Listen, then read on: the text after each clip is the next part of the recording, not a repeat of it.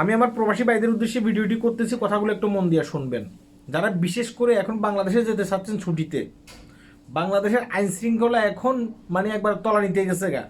বাংলাদেশের আইন শৃঙ্খলা ঠিক করতে পারতেছে না এখন বাংলাদেশের প্রশাসন। প্রতিনিয়ত বড় বড় শহরগুলোর ভিতরে চুরি, ছিনতাই, ডাকাতি চলতেছে।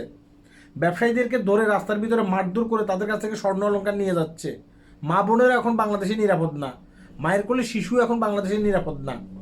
আর আপনি এখন মানে বাংলাদেশে গেলে এয়ারপোর্ট থেকে যে আপনার গন্তব্যস্থানে ঠিকমতো আপনি পৌঁছাইতে পারবেন নিরাপদভাবে, তার কোনো গ্যারান্টি নেই। কেন কথাগুলো বলতেছি, আমি যেহেতু প্রবাসীদেরকে নিয়ে কথা বলি, হ্যাঁ, প্রমাণ দিয়ে কথা বলি। এই যে দেখেন, গত 19 আপনার ফেব্রুয়ারিতে, বেশি দিন না, আজ থেকে 2 দিন আগে, 19 ফেব্রুয়ারিতে একজন ব্যক্তি, সে আমেরিকা থেকে আসছে, তার বাড়ি হচ্ছে লক্ষ্মীপুরে। সেই ঢাকা এয়ারপোর্ট থেকে একটা ট্যাক্সি ভাড়া করছে, ট্যাক্সি ভাড়া করে সে লক্ষ্মীপুরে যাবে, কিন্তু লক্ষ্মীপুর পর্যন্ত সে যেতে পারে নাই। তাকে কুমিল্লাতে ধরে তার কাছ থেকে স্বর্ণ অলঙ্কার সব কিছু নিয়ে গেছে, এবং কি নগদ ডলারও নিয়ে গেছে তার কাছ থেকে। প্রায় 50 লক্ষ টাকা স্বর্ণ মানে স্বর্ণ অলঙ্কার ডলার মিলিয়ে তার কাছ থেকে চুরি করে নিয়ে গেছে।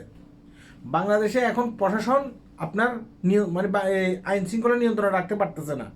তাদের নিজেদের রাজনৈতিক নেতা মানে যে নেতাকর্মীরা আছে না, তাদের নিজেদের ভিতরে কন্ট্রোল চলতেছে। এখন আপনি একজন প্রবাসী, আপনি গেলে আপনার নিরাপত্তা কি বাংলাদেশ সরকার দিতে পারবে? তার কোনো গ্যারান্টি আছে? কোনো গ্যারান্টি নেই। তাই আমি বলতেছি যে যারা এখন বাংলাদেশে ছুটিতে যাবেন চিন্তা ভাবনা করতেছেন, আপনি ছুটিতে যান, কিন্তু অতিরিক্ত মাল ছাওয়ানা এখন নেবেন না। অতিরিক্ত মাল ছাওয়ানা নিলে আপনি যে এয়ারপোর্ট থেকে আপনার মানে গন্তব্যস্থানে গিয়ে পৌঁছাইতে পারবেন, এই মাল ছাওয়ানা নিয়ে কোনো গ্যারান্টি নেই। বুঝতে পেরেছেন? মানে তারা নিজেদেরকে নিজেরা কন্ট্রোলে রাখতে পারতেছে না, নিজেদেরকে নিজেরা নিরাপদে রাখতে পারতেছে না। আপনি একজন প্রবাসী, বহুদিন পর বাংলাদেশে যাবেন, আপনাকে তারা কিভাবে নিরাপত্তা দেবে? তারা আপনাকেও নিরাপত্তা দিতে পারবে না। তাই ভিডিওটি করতেছি, ভিডিওটি একটু শেয়ার করবেন।